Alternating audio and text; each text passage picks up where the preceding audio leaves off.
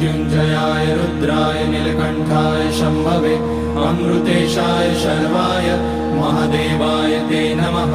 नमस्तेऽस्तु भगवन् विश्वेश्वराय महादेवाय त्र्यम्बकाय त्रिपुरान्तकाय त्रिकाग्निकालाय कालाग्निरुद्राय नीलकण्ठाय मृत्युञ्जयाय सर्वेश्वराय सदाशिवाय श्रीमान् महादेवाय नमः।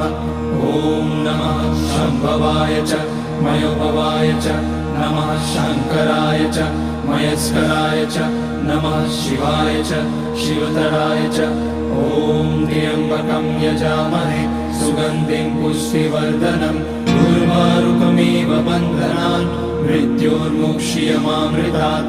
नागेन्द्रहाराय त्रिलोचनाय भस्माकराय महेश्वराय नित्याय शुद्धाय दिगम्बराय तस्मै नकाराय